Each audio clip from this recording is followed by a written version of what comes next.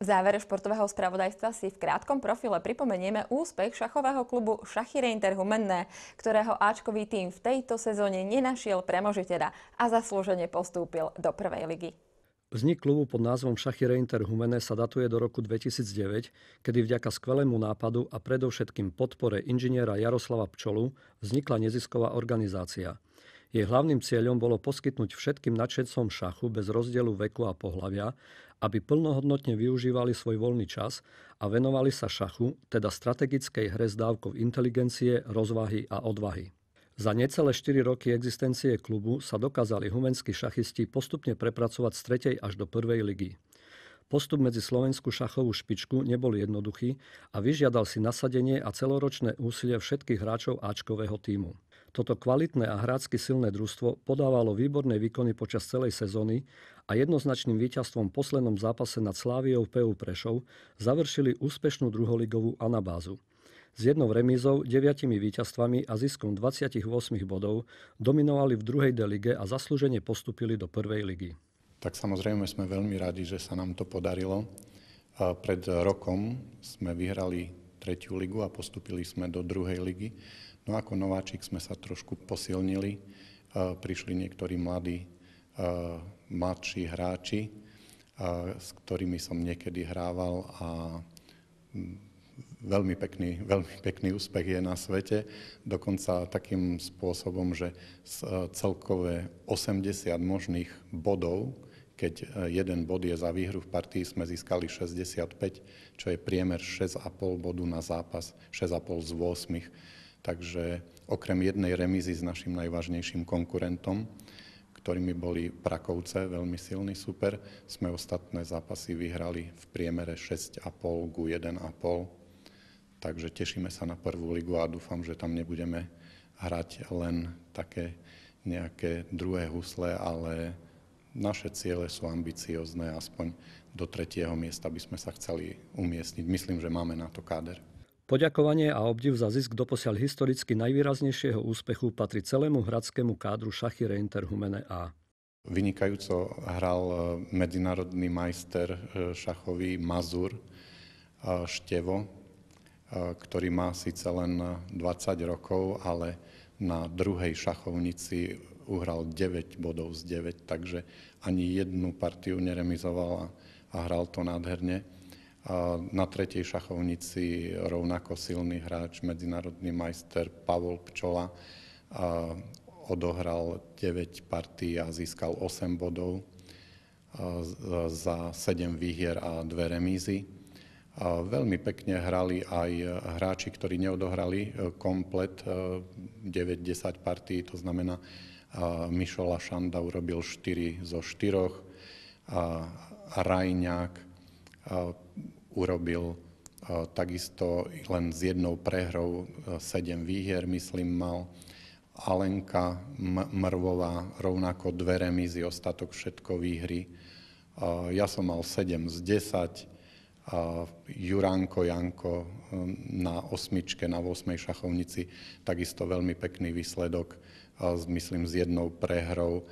Takže celkové v súťaži sme mali asi 7 prehier na šachovniciach, myslím, čo je dôsledok toho, že každý hral veľmi zodpovedne a cítil tú zodpovednosť pre družstvo a už keď nemohol vyhrať, tak tú remízu nejak ustal, aby len nepoškodil mužstvu. Okrem úspechu áčkového družstva sa rysuje aj možnosť postupu béčkového tímu z 3. do 2. ligy. Ak 21.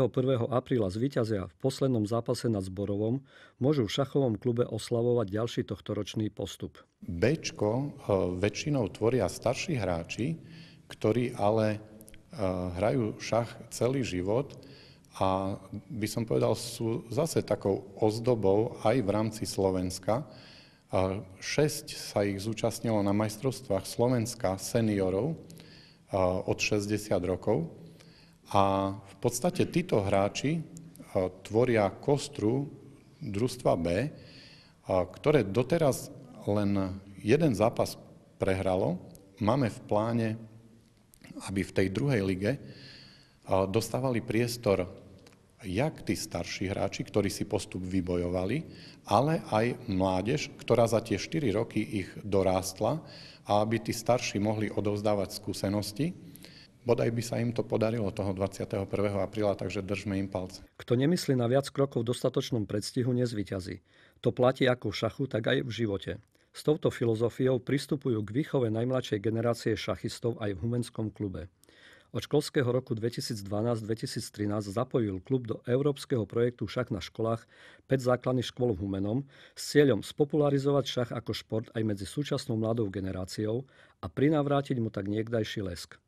Jedná sa o, podľa môjho názoru, veľmi vydarený projekt, kde do šachu sú zapojení aj učitelia na školách a môžem povedať, že Humenné sa stalo takou baštou šachu na školách v rámci celého východného Slovenska s ozaj až prekvapujúcou podporou učiteľov a riaditeľov škôl, s ktorými som s väčšinou osobne komunikoval a bol som milo potešený, ako vysoko stavajú šach, ako tomu rozumejú, ako chápu aj to, že šach učí deti k určitej takej možno tolerantnosti, k trpezlivosti a ako tá trpezlivosť môže priniesť úspech. Okrem už spomenutého projektu Šach na školách organizuje šachový klub Humenskú žiackú šachovú ligu, v ktorej dvakrát do mesiaca súťaží 56 detí buď v kategórii jednotlivcov alebo družstiev. O túto ligu bol obrovský záujem. A už teraz učitelia vysvetľovali, že niektorí boli takí trošku sklamaní, že sa nedostali do nominácie, takže už začali na školách robiť aj školské kola. A chceme v tom pokračovať. Do konca školského roku nás čaká ešte 6 turnajov, takže každý druhý týždeň v tejto miestnosti je turnaj pre deti. Za zmienku stojí aj skutočnosť, že 6 humenskí juniori sa zúčastnia majstrovstiev Slovenska chlapcov a dievčat v šachu, ktoré sa uskutočnia od 6. do 13. apríla 2013 v Ľubovňanských kúpeľoch. Od konca roku 2012 šachový klub Reinter Humene prevzal záštitu nad koordinovaním európskeho projektu Šach na školách v rámci celého východného Slovenska. Cez letné prázdniny chce klub zorganizovať žiacky šachový tábor. Za štvorročnú existenciu dosiahol šachový klub Reinter Humene už pozoruhodné výsledky a ako vidíme má aj smelé plány do budúcnosti. Prajeme im veľa elánu a hlavne pevné zdravie. Všetkým